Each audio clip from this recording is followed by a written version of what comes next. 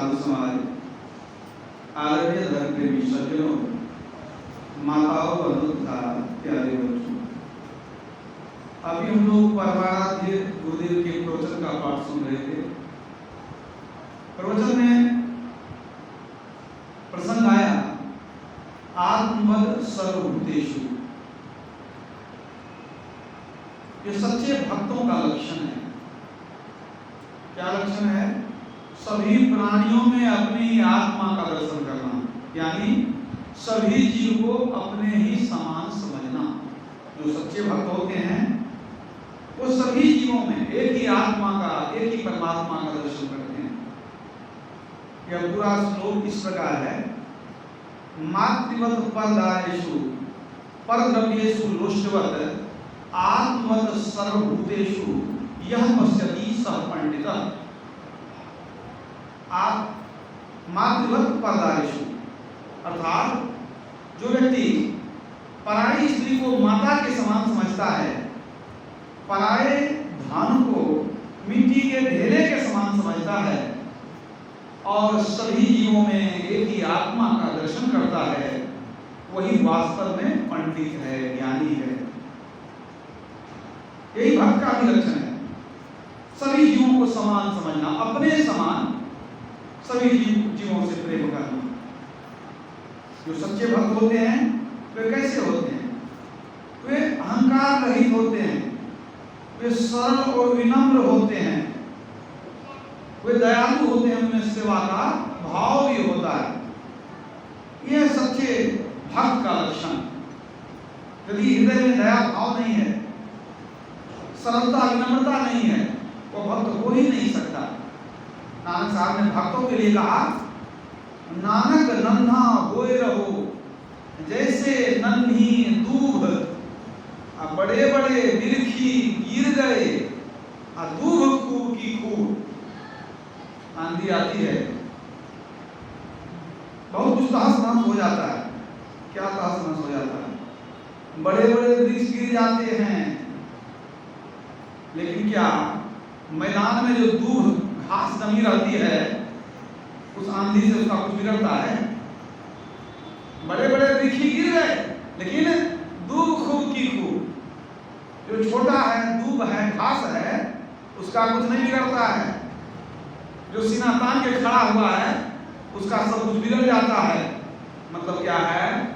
जो भक्त बनना चाहता है उसको सरल और विनम्र होना चाहिए, सहनशील होना चाहिए, अपने को छोटा मानना चाहिए, अहंकार नहीं रखना चाहिए। भगवान राम ने जो यशोदा को उपदेश दिया, तो अंत में उन्होंने क्या कहा? नवम सरल सरसन छलहीना मम भरोसहि हसन दीना। नवम सरल असवसन छलहीना। भगवान कहते हैं नवम भक्ति क्या है? एकदम सरल बन करके रहो, किसी से छल कपट करना ही नहीं।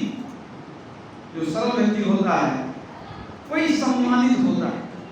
जब सरलता होगी आपके अंदर, तभी परोपकार की भावना होगी, तभी सेवा की भावना होगी, तभी अहंकार मरेगा, तब आपकी भक्ति आगे बढ़ेगी।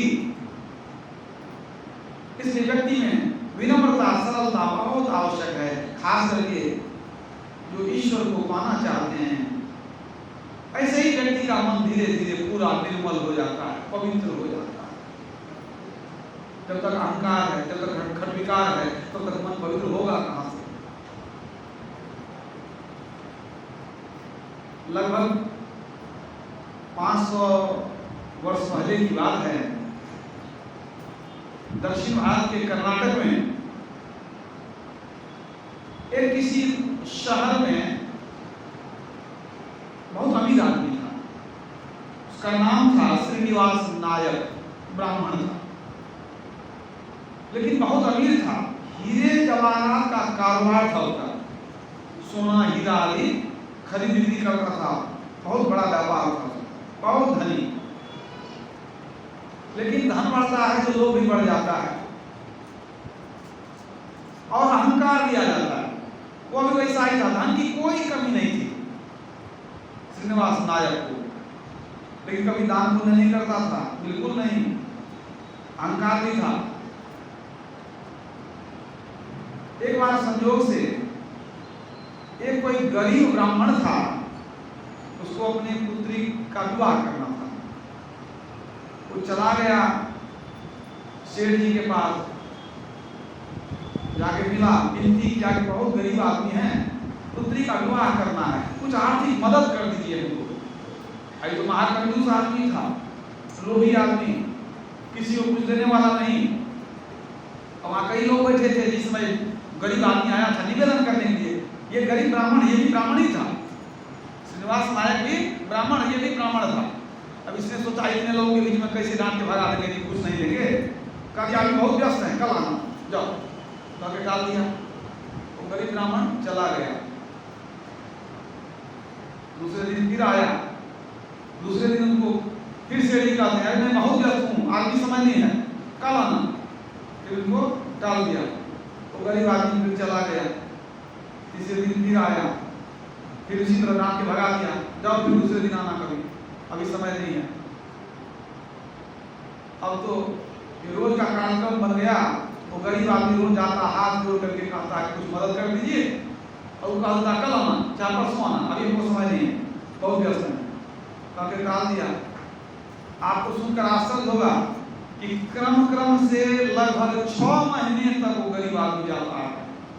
और 6 महीने तक ये सेठ जी श्रीनिवास नायक उसको टालते रहे, कभी कुछ दिए नहीं।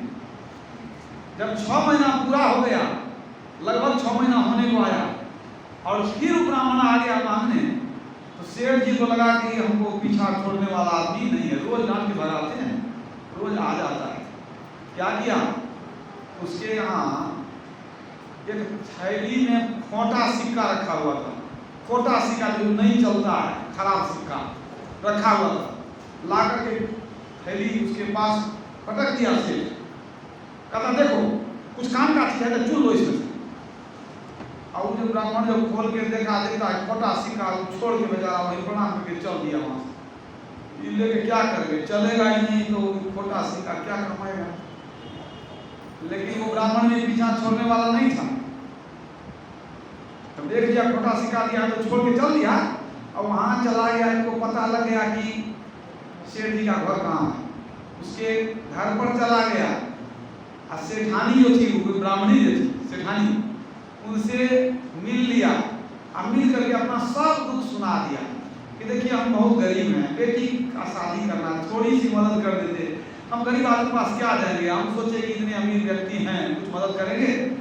आपको क्या बताना है, 6 महीना से रोज हम जाते हैं मांगने के लिए, और रोज वो डांट फटका के कहते हैं कल आना, परसों आना, कल आना। 6 महीना से रोज जाते हैं। अब आप भी कुछ दया कीजिए, हम क्या करें।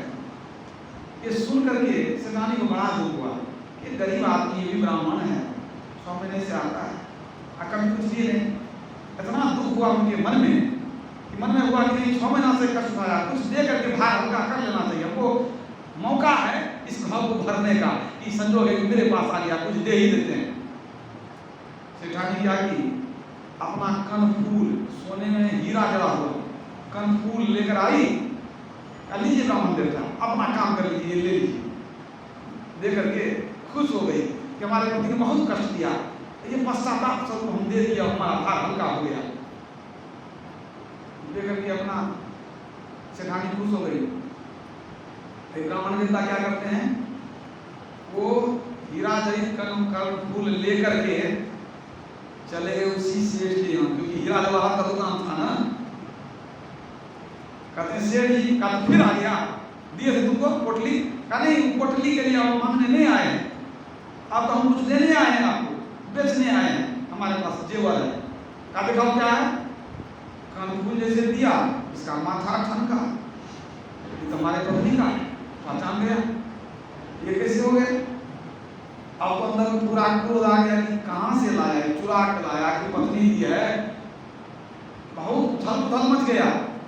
सोचा ना अभी इसको कुछ पैसा आता नहीं देंगे, आया बेचने के लिए, दे देंगे चला जाएगा, हमको पता नहीं चलेगा क्या हुआ कैसे हुआ। खाली घर में जाकर पता करेंगे कहाँ से दी है, क्या की है, जो पत्नी का बोला लीजिए उसको पहचान में। तो वो कहता है क्या देखिए आपको कल आना पड़ेगा, इसको जो आप बेचिएगा बदला में पैसा देंगे, आपको उतना पैसा रहेगा कल हम तब न देंगे, तो ये रहने दीजिए, कल आपको सुबह आइएगा, कल आपको पैसा दे देंगे, कल सुबह दे देंगे पैसा। अच्छा कोई बात नहीं, ब्राह्मण तो ये सोचा कि भाई कोई बात नहीं है, कहाँ बेचने जाएंगे, अमीर आदमी है यहीं बेच देते हैं, वो इतना सोचने नहीं लग गया कि हम फंस जाएंगे। गरीब आदमी चला गया, अब वो कर्णफूल को क्या किया, अपने बक्सा में वहीं बंद कर लिया तिजोरी में। रात में जब घर गया तो पत्नी को कहता है कि तुमको जो हम कर्णफूल दिए थे, कर्णफूल है कि नहीं? कहाँ होगा, कहा जल्दी से लेकर आओ, दिखाओ वो कहाँ है। और डर गई, उसको उसकी मन हुआ कि अच्छा हम बुझ कैसे गया हमारा पति कि हम दान कर दिए हैं। अब तो इतना गरमा गया सेठ, कहता है जल्दी से खोज करके लाओ, नहीं तो जिंदा गाड़ देंगे तुमको। तुम नहीं समझती है धन कमाने में कितना कष्ट होता है, जिंदा गाड़ देंगे, जल्दी खोज के लाओ। अब वो हड़बड़ में उसके मुंह से निकल गया कि नहीं अंदर में घर नहीं होगा, मुंह से निकल गया हड़बड़ाहट में कि नहीं घर में होगा, कहा जल्दी खोज के लाओ। वो चली गई अंदर, अब मिले तो कहाँ मिले, तो निकाल के दे चुकी थी कर्णफूल। अब घर में खाली डब्बा है पड़ा हुआ, जिस डब्बा में रखती थी, अब सोचने लगी अब क्या करें, कर्णफूल तो है नहीं, अब निकलेंगे तो हमको कितना मारेगा कि गाड़ेगा, क्या करेगा ठिकाना नहीं है। अभी बेइज्जती सहने से अच्छा है कि क्यों ना हम जान दे दें, ऐसे भी हमको जीने देगा नहीं, पति बड़ा बड़ा कंजूस है, पता नहीं कैसे जान दिया, अब हम जान दे देंगे। पति बाहर में इंतजार कर रहा है कि वही है कर्णफूल खोजने के लिए। अब ये क्या कि घर में इसको जहर था, जहर को कटोरा में ढाल दी, पी करके मर जाना नहीं अच्छा। आज जैसे कटोरा लेकर के मुंह में सटाई, उस कटोरे में ढक से कुछ गिरा, आवाज हो गई। इसने सोचा भाई क्या गिरेगा, कैसे पिएंगे, क्या कुछ गिर गया, देखना पड़ेगा। और जहर में उंगली लेकर निकालती है, देखती है क्या है, और जैसे हाथ में नहीं देखती वही कर्णफूल। तो देख के आश्चर्य लगा कि कहाँ से आ गई। अब तो आश्चर्य भी लगा, जान भी बच गई। ये सोचने लगे प्रभु धन्य है, प्रभु की असीम कृपा है, नहीं तो कहाँ से आएगा, तुम दान कर चुके हैं, वो कहाँ से आएगा, हम तो देख चुके थे घर में था नहीं, इसमें कैसे आ गया। वो प्रभु को धन्यवाद दी थी, बड़ी श्रद्धालु ईश्वर भक्ति थी वो, प्रभु ने बचा लिया, कर्णफूल मिल गया, तुरंत धोकर के लेके आ गई, देखिए ये है कर्णफूल, तो खुश है, इसका तो सब दुख दूर हो गया, अब काहे में मरेगी। अब जब उसके हाथ में पति को दे दिया तो पति बोले तो क्या बोले, तो उसका तो सब गुस्सा ठंडा हो गया। अब वो सोचने लगा कि ये क्या हो गया, कर्णफूल तो दिया था उनको ब्राह्मण, वहां बंद करके दुकान में रखे हैं, ये कहाँ से आ गया। सोच लिया कि अच्छा वहां जाके सुबह देखेंगे क्या कि वहां आया तो कहाँ से आया, तब उसको पूछेंगे वो ब्राह्मण को लाया तो कहाँ से लाया। सुबह में गया वहां, सोचा सुबह में आएगा ही पैसा मांगने, तब पूछेंगे। और जो कर्णफूल लेकर के फिर गया दुकान, जब अपना तिजोरी खोलता है तो देखता है जिस डिब्बा में रखे थे वो डिब्बा खाली है, अब उसमें कर्णफूल है ही नहीं। अब उसका माथा और चकराया कि अब ये क्या हो गया, रख के आए वहां पर, मिला है घर में, पत्नी करके घर में ही है, यही से आ गया। सोचने लगा कि अच्छा इसमें क्या जादू है, क्या करिश्मा है। अब तो वो आएगा ब्राह्मण पैसा मांगने तब पता चलेगा कि हुआ क्या, कैसे हो गया। इंतजार करते रहा, दिन दिन गया, ब्राह्मण नहीं आया, आप ही घबरा गया, ऐसा कैसे होगा कि जो ये लाखों की संपत्ति लाके दे दिया है वो कैसे मांगने नहीं आया। दिन भर जब नहीं आया तब घबरा गया कि क्या आखिर हुआ कैसे, क्या हो गया, ऐसा जीवन में कभी नहीं देखे थे। वहां से आया, पत्नी को कहता है एक बात बताओ, वो अपनी बात बताया कि हमारे पास कल एक ब्राह्मण आया था कर्णफूल लेकर के, और कर्णफूल ऐसा ही था जैसा तुमको दिए हैं, तेरा जो है, और जब उसको हम रखे थे वहां पर तिजोरी में तो रख दिए, वो कहा था बेच करके पैसा दीजिए हमको बेचना, और आज हम खोज के थक गए, कर्णफूल मिला, ब्राह्मण भी नहीं मिला, आया भी नहीं। तुम हमको बताओ बात क्या है, इसमें कोई बात है क्या, तुमको कुछ पता है क्या। अभी हिचक गई बोलने में।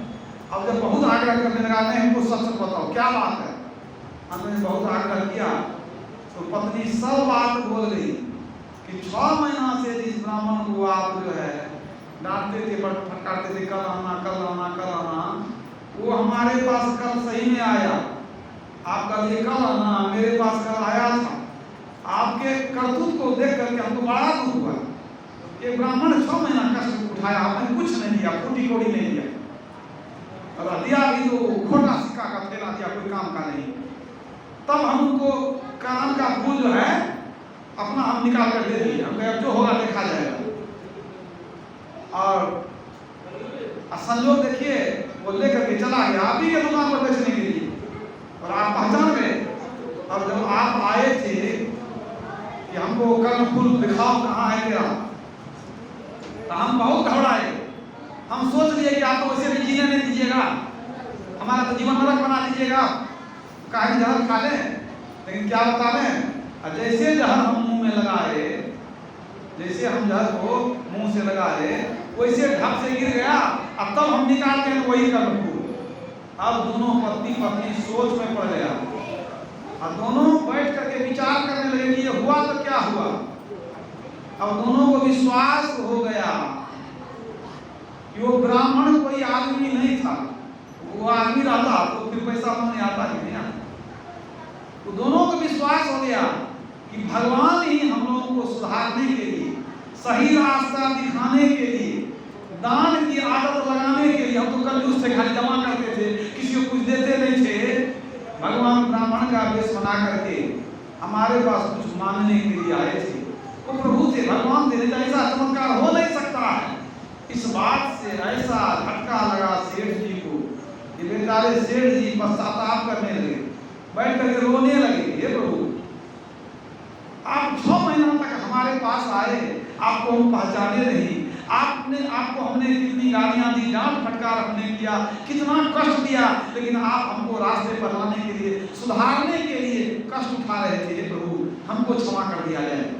ऐसा झटका लगा सेठ जी को, श्रीनिवास नायक को, सारी संपत्ति धर्म कार्य में लगा दिया, बांट दिया गरीबों को, सारी संपत्ति बांट दिया। ये बनाई हुई कहानी नहीं है, सच्ची कहानी है, सच्ची घटना है। और पति पत्नी दोनों खोजने लग गए कि अब भगवान का दर्शन तो नहीं होगा, वो तो आगे चले गए, अब किसी महात्मा के शरण में जाना पड़ेगा। विजयनगर के राजा तो वहां थे उस जमाने में, विजयनगर के राजा वो एक संत के शरण में जाते थे, उनके गुरु थे एक संत, नाम था गुरु व्यास राय जी महाराज। व्यास राय जी महाराज एक गुरु थे, संत थे। इनको पता चल गया कि हमारे राजा भी एक संत के शरण में गुरु हैं उनके, व्यास राय जी महाराज। पति पत्नी सारा धन बांट दिए, हीरा जवाहरात का दुकान सोचिए, सब कुछ बांट करके गरीबों में दान करके दोनों पति पत्नी चले गए व्यास राय जी महाराज के कुटिया में। वहाँ उन लोगों ने पश्चाताप किया, गुरु के आगे बहुत अपना दुख सुनाए वो लोग, और उन लोगों ने निवेदन किया कि प्रभु हम जीवन समर्पण करना चाहते हैं, आपके कुटिया में यही रहेंगे, अब कभी नहीं जाएंगे हम। संसार में बहुत प्रपंच है, संसार ने ऐसा हमारे बुद्धि को बिगाड़ दिया कि हमने प्रत्यक्ष रूप में एक ब्राह्मण को कष्ट दिया, और परोक्ष रूप में तो परमात्मा थे, भगवान हमारे द्वार पर आए। 6 महीने तक हमने नहीं जाना, प्रभु आज से हम आपकी सेवा में रहेंगे। पति पत्नी सब दोनों रह गए महात्मा जी की सेवा में, सब कुटिया में रहना, सेवा करना, सब कुछ करना, और वो भी मतलब महात्मा बन गए। श्रीनिवास नायक जो है वो महात्मा बन गए, और तब उनके गुरु ने श्रीनिवास नायक का नाम बदल करके महात्मा पुरंदर दास रख दिया उनका नाम, महात्मा पुरंदर दास। पूरा जीवन उनके आश्रम में भक्ति भजन करते थे, उसे विदाए। दक्षिण भारत में अभी भी पुरंदर दास के नाम से बहुत सारी रचनाएं प्रचलित है, बहुत सी रचनाएं हैं, भजन प्रेम और भक्ति की कविताएं लिखते थे वो, अभी भी वहाँ जो है लोग गाते हैं। तो देखिए कि भगवान किस तरह जगाने आ गए उस एक व्यक्ति को, लेकिन मनुष्य जानता नहीं है ईश्वर किस रूप में कब आ जाए, कब हमको प्रेरणा देने के लिए प्रकट हो जाए।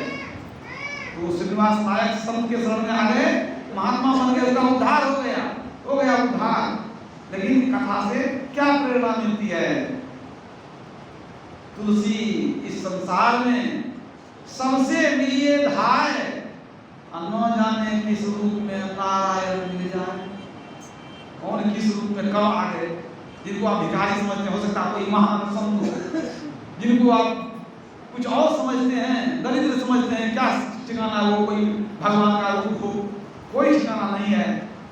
इसलिए आत्मवत्सल हृदयेषु, मतलब सबके प्रति हम प्रेम भाव रखेंगे, दया भाव रखेंगे, समता का भाव रखेंगे, सबसे आदर से पेश आएंगे, किसी जीव को हम कष्ट नहीं देंगे, तो हमसे कोई गलती नहीं होगी। कौन संत है, कौन भगवान है, किस रूप में आए हैं, कौन जानता। इसलिए निर्मल मन जन सो वही पावा, अमोही कपट छल छिद्र न भावा। निर्मल मना बन के रहना चाहिए, बिल्कुल निर्मल, हृदय में दया भी रहनी चाहिए। आपको धन दिया है, किसी गरीब की मदद करिए, सिर्फ जमा करने से कुछ नहीं होगा। जो मदद करेंगे तो शरीर छोड़ने के बाद प्रभु भी आपकी मदद करेंगे, नहीं तो धन रख के चले गए, कोई काम नहीं आया। दया भाव हृदय नहीं, अज्ञान कहे बेहद, अत्ते नर नर कहीं जाएंगे, पढ़ी सुनी साखी शब्द। कितना भी साखी और शब्द को रट ले, वेद कुरान रट ले, लेकिन हृदय में दया भाव नहीं, परोपकार की भावना नहीं, वो भक्त बेकार है, वो ढोंगी है, पाखंडी है, वो भेष बना लिया है, लेकिन उसके अंदर सरलता नहीं है, तो वो भक्ति नहीं, भक्त नहीं है। आप जानते हैं इस सृष्टि की रचना परमात्मा ने की है, प्रत्येक जीव की रचना परमात्मा ने की है। सब मम प्रिय सब मम उपजाए, असबते अधिक मनुज मोहे भाई। भगवान ने कहा सबको मैंने ही उत्पन्न किया है। जब सबको परमात्मा ने ही उत्पन्न किया है, सब जीव उन्हीं की संतान है, तो किसी जीव की जो हम हत्या करते हैं तो परमात्मा को प्रसन्नता होगी। अरे जैसे हम परमात्मा की संतान, वैसे वो भी हम परमात्मा की एक संतान की हत्या कर देंगे, कोई हमारे संतान की हत्या करे तो हमको अच्छा कैसे लगेगा। उसी तरह जो परमात्मा की संतान है, उसकी हम हत्या करें, उसे कष्ट दें, उसको दुख दें, उसको तड़पा दें, तो परमात्मा निश्चित रूप से हमसे कुपित हो जाएंगे। इसीलिए पर उपकार वचन मन काया, असंत सहज सुहाव खगराया। पर उपकार, दूसरे जीव का उपकार करना चाहिए, जो भी दुखी है उसका उपकार अवश्य करना चाहिए। शंकराचार्य जी ने कहा यदि तेरे सामने एक कुत्ता आ जाए तो शरीर भले उसका कुत्ता का, वह कुत्ता है शरीर से, लेकिन याद रखो उस कुत्ते के शरीर में भी परमात्मा ही है। तुमको यह समझना चाहिए कि परमात्मा ही है, आज इस रूप में आया है, उसके प्रति भी तेरे हृदय में करुणा हो, सेवा की भावना हो, क्योंकि उसके अंदर वही परमात्मा है जो तेरे अंदर है। सबके अंदर तो जीव एक ही एक है, ना ब्राह्मण ना शूद्र ना सैयद शेख है, हम तो कोई ना ही बोलता एक है, दूजा कोई ना ही, यही तहकीक है। अरे हाँ रे पलटू, लाख बात की बात कहा ठीक है। ब्राह्मण क्षत्रिय वैश्य और शूद्र क्या है, कुछ नहीं है। असल में जो जीव है हमारे अंदर, वही जीव आपके अंदर है। भगवान राम ने जो कहा नमम सरल सब सन छलहीना, किसी से छल कपट नहीं करना चाहिए। सेठ जी को नहीं देना था, कह देते कि हम कुछ नहीं देंगे, लेकिन छल कपट हुआ, कल दे देंगे, कल दे देंगे, ये छल कपट हुआ। तो प्रत्येक जीव के प्रति करुणा का भाव, सेवा का भाव, दया का भाव, आत्मत सर्वभूतेषु, सब में ईश्वर का दर्शन करना, ये भक्त का पहला लक्षण है। जो संत बन जाते हैं वो तो खैर सब में एक ही राम को देखते हैं, लेकिन जो साधु हैं, भक्त हैं, वो भले सब में राम को नहीं देखते हैं, लेकिन ज्ञान तो है कि सबके अंदर वही जीव है, ईश्वर अंश जीव अविनाशी, चेतन अमर सहज सुख राशि। इसीलिए भक्ति के बाद में क्या बताया जाता है, सबके प्रति दया होनी चाहिए, हिंसा का भाव बिल्कुल नहीं होना चाहिए। अध्यात्म के मार्ग पर चलने के लिए सबसे पहला सूत्र क्या है, सत्य और अहिंसा। सबसे पहला सूत्र है सत्य और अहिंसा। सत्य बोलिए, सत्य का आचरण कीजिए, और हिंसा बिल्कुल नहीं होना चाहिए। हिंसा मतलब ये नहीं है कि जीव को हम मार देते हैं, ये हिंसा है। किसी जीव को अगर कष्ट दिए हैं, दुख देते हैं, यह भी हिंसा है। हिंसा बिल्कुल होना ही नहीं चाहिए। तो जितने भी साधु संत भक्त हैं उन सब के लिए अहिंसा अनिवार्य है। जो हिंसा करता वो भक्त हो नहीं सकता। नानक साहब ने कहा क्या बकरी क्या गाय है, क्या अपनो जाया, जाया ना पैदा किया हुआ जन्मा हुआ, क्या बकरी क्या गाय है, क्या अपनो जाया, सबका लोहू एक है साहब फरमाया। पीर पैगंबर औलिया सब मरने आया, नाहक जीव नौ मारिए पोषण को काया। अपने शरीर को पोषने के लिए दूसरे जीव की हत्या नहीं करनी चाहिए। हमारा धर्मशास्त्र कहता है जो मनुष्य दूसरे जीव के मांस को खाकर अपने शरीर के मांस को बढ़ाना चाहता, उसके समान पापी दुनिया में कोई नहीं है। जो मांस खाएगा उसका हृदय निष्ठुर होगा, वह निर्दयी होगा। ऐसा निष्ठुर ऐसा निर्दयी ईश्वर से दूर हो जाता है। ईश्वर के करीब कैसे जा सकता, जा ही नहीं सकता। हिंसा की बात तो छोड़ दीजिए, संत लोग तो ऐसे होते हैं ना कि अपने दुख से दुखी नहीं होते हैं, दूसरे के दुख से दुखी हो जाते हैं। अगर उनको भी दुख है तो उस दुख से दुखी नहीं है, वो दूसरे के दुख को देख दुखी हो जाते हैं। तुझ जात में क्या लिखा है? संत हृदय नवनीत समाना, कहा कवि न पाए कहाई न जाना, निज परिताप द्रवई नवनीता, पर दुख द्रवही संत सुपुनीता। संत हृदय नवनीत समाना, नवनीत का मतलब मक्खन। संत का हृदय मक्खन के समान होता है। कुछ बात लिखते हैं संत हृदय नवनीत समाना, संत का हृदय मक्खन के समान कोमल होता है। कहा कवि ने पाए कहीं न जाना, ऐसा कवि लोगों ने कहा है, लेकिन वो उन्होंने कहना नहीं जाना, वो सही नहीं कर सके। तो कहते हैं संतों ने कवियों ने संतों के हृदय को मक्खन के समान कहा तो है, पर उन्होंने ठीक नहीं कहा है। क्यों? क्योंकि संत का हृदय मक्खन के समान नहीं होता है, मक्खन से बहुत ज्यादा कोमल होता है। कैसे? निज परिताप द्रवई नवनीता, अपनी गर्मी से मक्खन पिघल जाता है। अब पर दुख द्रवई संत सुपुनीता, संत ऐसे होते हैं कि दूसरे के दुख को देखकर ही पिघल जाते हैं। मक्खन तो अपनी गर्मी से पिघलता है, और सच्चे संत दूसरे के दुख को देख करके दुखी हो जाते हैं, पिघल जाते हैं, रोने लगते हैं दूसरे के दुख। ये है सच्चा भाव, सच्चे भक्त का भाव कि दूसरे के दुख को देखकर उपहास नहीं करना, मजाक नहीं करना, उससे दुखी हो जाना, उसकी मदद करना। ये है सच्चे भक्त का भाव। एक छोटा सा और प्रसंग सुनाता हूं। एक बड़े ही अच्छे भक्त थे, संपत्ति की कोई कमी नहीं थी, घर द्वार संपत्ति सब कुछ परिपूर्ण, सब कुछ को त्याग दिए। गांव के किनारे में एक मंदिर था, मंदिर के बगल में ही झोपड़ी बना करके वहां वो रहने लगे। उनका नाम था बाबा भारती, बाबा भारती के नाम से प्रसिद्ध हो गए। तो सब कुछ त्याग दिए थे। उनके पास एक प्यारा सा सुंदर सा घोड़ा था, वो घोड़ा नहीं छोड़े थे, घोड़ा को रखते थे अपने साथ।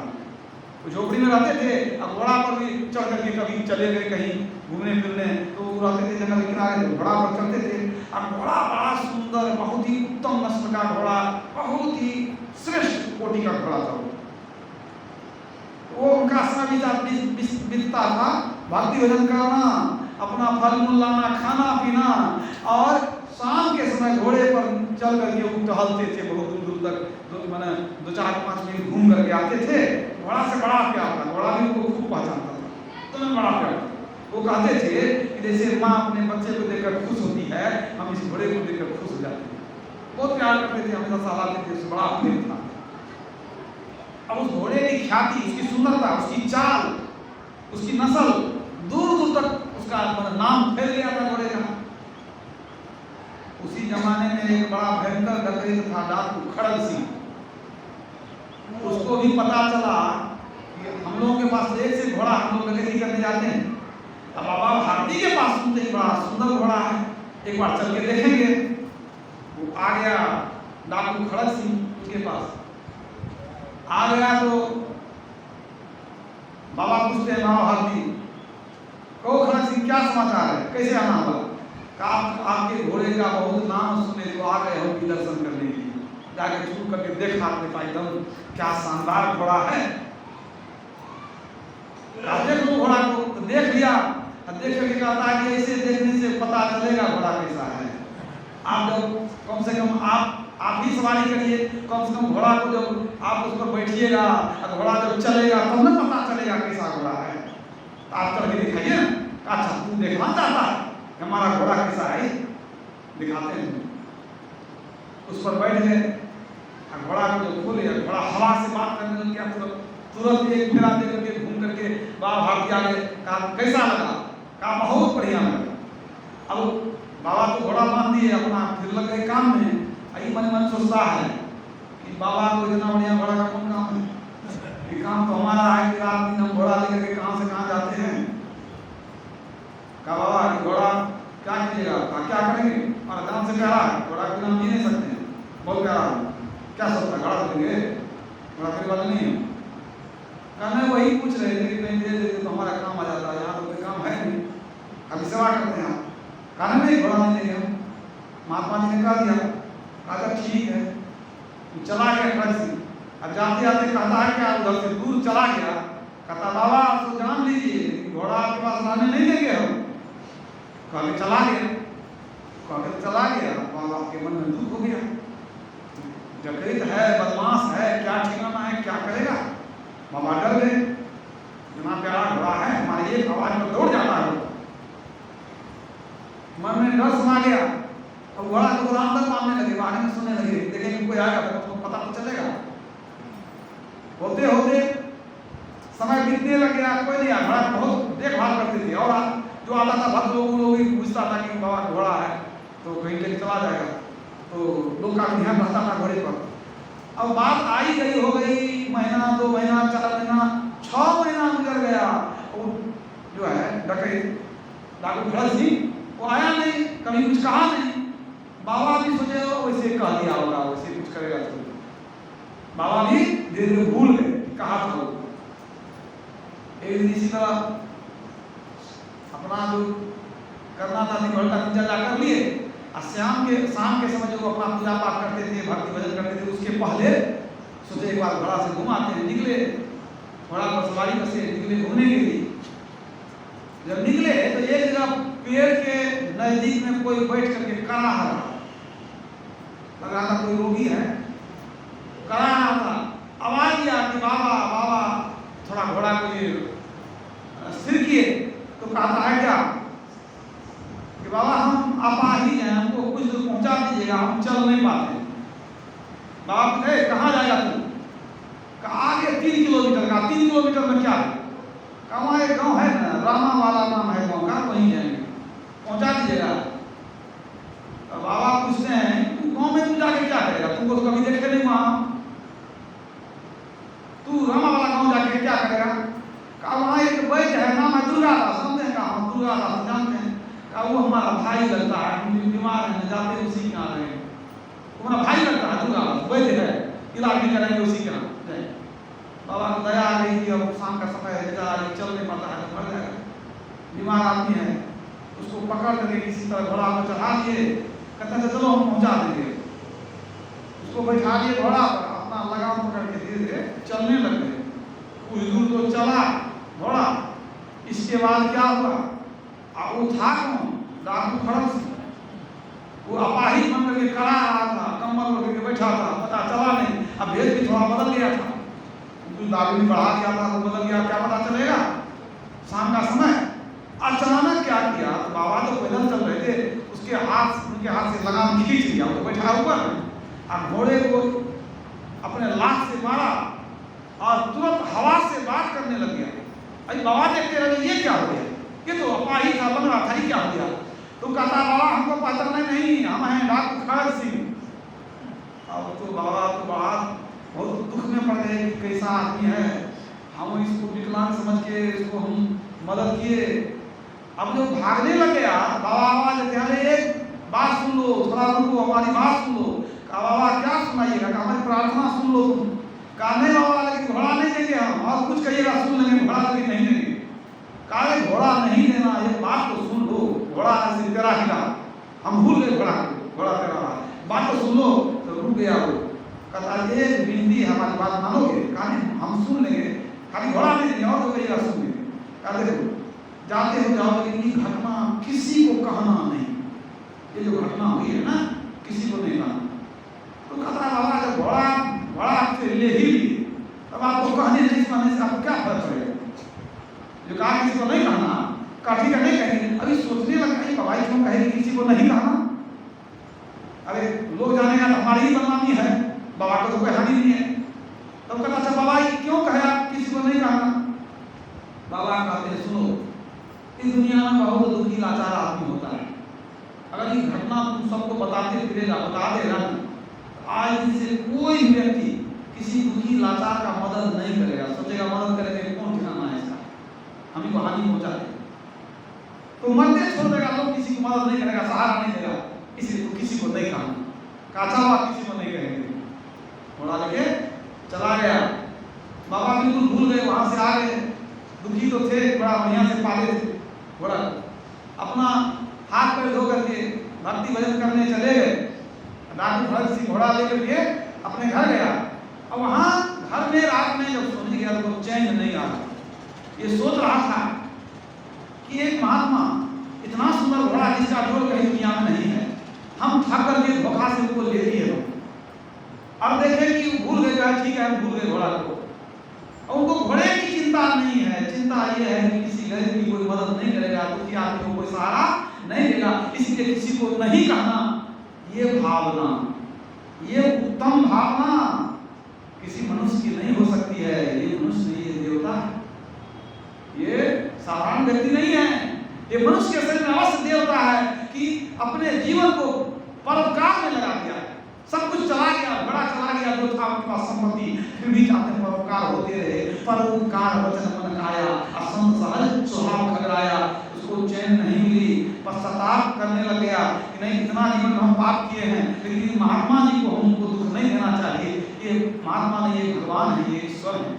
वहां से रात में आधी रात को उठ करके चैन नहीं मिला, घोड़ा लेकर के आ गया। आकर के उनके झोपड़ी के बाहर में अस्तबल था उनका, उसमें बांध दिया। अब बांध करके लौट करके वहां से चला गया। बाबा को कुछ नहीं कहा। बाबा सुबह उठते थे, अपना भक्ति भजन कर रहे हैं, उठ करके चले। उठ करके जैसे उठे तो मन में हुआ पहले घोड़ा को देखेंगे, फिर मन में हुआ घोड़ा आएगा। तो उठते थे तो पहले घोड़ा को भी देखते जाते थे ठीक है कि नहीं है। अपना हाथ पर धो करके नित्य कर्म करके भक्ति करते थे। फिर तो घोड़ा आए कहाँ, तो घोड़ा को बिना देखे चले गए, लेकिन घोड़ा तो देख लिया अंधकार में। अब घोड़ा जो आवाज देने लग गया, हिलाने लग गया, इनको आशा लगा ये क्या हो गया, ये कहाँ से आवाज आ रही है। जब आए उधर से लौट करके देखते घोड़ा जहाँ बंधा होगा, अब गले पकड़ करके घोड़े से गले मिल करके सुसालाने लगे कि देखो प्रभु की क्या माया है, गया हुआ धन तुमको हमारे पास भेज दिए। बहुत प्यार से उसको सहलाए। और उस दिन के बाद से डॉक्टर खड़ग सिंह बाबा भारती का भक्त बन गए। धीरे धीरे उसका मन बदल गया कि ऐसे ऐसे महात्मा होते हैं, हम दूसरे को लूटते हैं, ये दूसरे के उपकार के लिए जीते हैं। यह है संतों की भावना। तुलसी संत स्वम बतरु फूलही फलही परहेत इतते वे पाहन हने उतते वे फल दे। तुलसी संत स्वम बतरु। तुलसीदास जी कहते हैं आम के पेड़ में जब आम पकने लगता है, लोग ढेला मारते हैं लोग उसमें, लेकिन उस ढेला के बदले में वो पेड़ क्या देता है, पका हुआ मीठा आम देता है, उसको कष्ट नहीं देता है। तुलसी संत उसी तरह संत ऐसे होते हैं कि जो उनको कष्ट देता है उनके लिए वो ईश्वर से प्रार्थना करते हैं, हे प्रभु इसका विचार अच्छा हो जाए, इसका मन बदल जाए, इसके मन का अंधकार समाप्त हो जाए।